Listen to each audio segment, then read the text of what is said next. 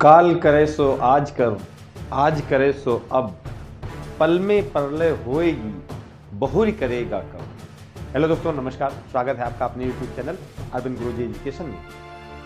आज की कहानी उस समय की है जब महाभारत का युद्ध समाप्त हो चुका था और युधिष्ठिर को राजा बनाया जा चुका था और अपने चारों भाइयों के साथ मिलकर वो अच्छे से अपना राज्य का कार्य कर रहे।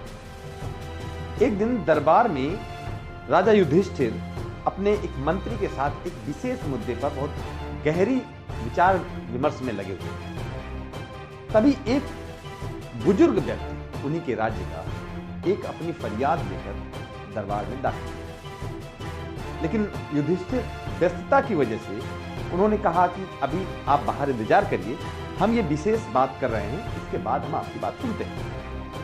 अब उस बुजुर्ग व्यक्ति की कुछ गायें गांव के कुछ दबंगों ने छीन ली थी। अब वही गायें उस बुजुर्ग व्यक्ति की जीविका का सहारा थी। वो बहुत परेशान था। उसने सोचा चलिए कोई बात नहीं, राजपाट का कार्य है, इसके बाद हम अपनी बात बता देंगे और न्याय कर देंगे। क्योंकि महाराज युधिष्ठिर अपने भाइयों के साथ मिलकर हर व्यक्ति की, हर दुखी व्यक्ति की जो जरूरी सहायता है वो निश्चित रूप से करते हैं। कोई भी व्यक्ति उनके दरबार से निराश होकर नहीं जाता। जब मंत्रणा समाप्त हुई तो महाराज युधिष्ठिर चाहते थे कि उस बुजुर्ग व्यक्ति को बुलाया जाए और उसकी बात सुनी जाए, लेकिन तभी पड़ोसी देश का एक राजदूत अपनी कोई बात लेके आ गया। अब राजदूत की बात को महत्व देना ही था तो उससे बातचीत में लग गए। इसी तरीके से एक तीसरा कार्य आया, फिर चौथा कार्य आया, पांचवा कार्य आया और लगातार आते रहे। युधिष्ठिर चाह कर भी उस व्यक्ति तक नहीं पहुंच पाया और उनके दिमाग से निकल गया कि बाहर कोई बुजुर्ग इंतजार भी कर रहा है। जब वो अपने दरबार से बाहर निकले तो देखा वो बुजुर्ग व्यक्ति को इंतजार भी कर रहा है, लेकिन पूरा दिन की व्यस्तता की वजह से अब वो बहुत थक चुके थे। उन्होंने उस बुजुर्ग व्यक्ति से कहा कि आप ऐसा करिए, अगले दिन आ जाइए, क्योंकि आज मैं बहुत थक गया हूं, अब मैं विश्राम करूं। और ये कहकर महाराज युधिष्ठिर अपने विश्राम कर छूट गए।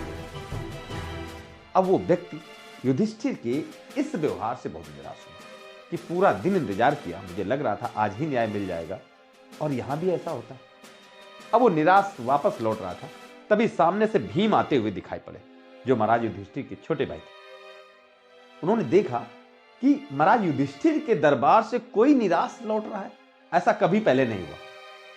उन्होंने उस व्यक्ति से समस्या पूछी, बात क्या है? तो उस व्यक्ति ने बताया कि महाराज युधिष्ठिर आज पूरा दिन व्यस्त रहे, इस वजह से मेरी बात नहीं सुन पाए और मेरी ऐसी ऐसी समस्या है।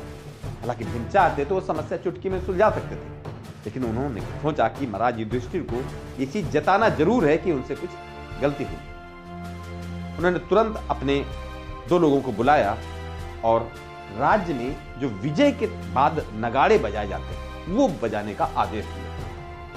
उसकी तामील हो गई और तुरंत ही विजय के नगाड़े बजने लगे। जब नगाड़ों की आवाज युधिष्ठिर के कानों में पहुंची, उन्होंने सोचा अरे ऐसा कैसे हो गया कि मेरी जानकारी के बिना ही कहीं विजय हो गई हमारी सेना की। वो तुरंत अपने विश्राम कक्ष बाहर आए तो सामने देखा भीम खड़े थे। उन्होंने पूछा कि क्या हमारी सेना ने दुश्मन की किसी सेना को हरा दिया? उन्होंने कहा नहीं। युधिष्ठिर ने कहा फिर ये विजय के नगाड़े क्यों बजाए जा रहे? भीम ने कहा मैंने सुना है कि आपने काल पर विजय पा ली।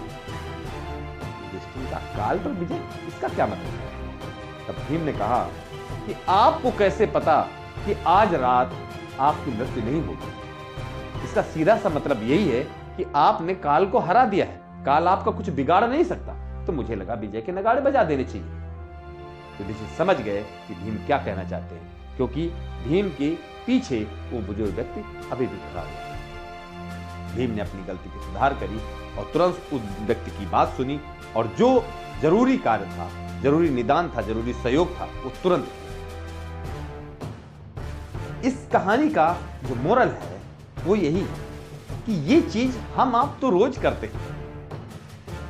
आज जो कार्य हो सकता है उसको कल में टाल देते हैं, और जब आज नहीं कर पाए तो क्या वो कार्य जो आज महत्वपूर्ण है कल भी महत्वपूर्ण रहेगा हमारे लिए, और वो जोश जो आज है क्या कल भी बना रहेगा? तो अगर ऐसा है, अगर हम युधिष्ठिर से ज्यादा बड़े नहीं हैं, हम काल पर जीत नहीं पा पाए हैं, तो जो कार्य आज संभव है वो आज ही करना है, क्योंकि जो हमने टाल दिया, आज 24 घंटे हैं तो कल भी 24 घंटे ही होंगे, कल 25 नहीं होने वाले। जो आज नहीं कर पाए तो जरूरी नहीं कि कर देना। अगर बात आपको अच्छी लगी, कहानी अच्छी लगी, हमें दोस्तों के साथ शेयर करें।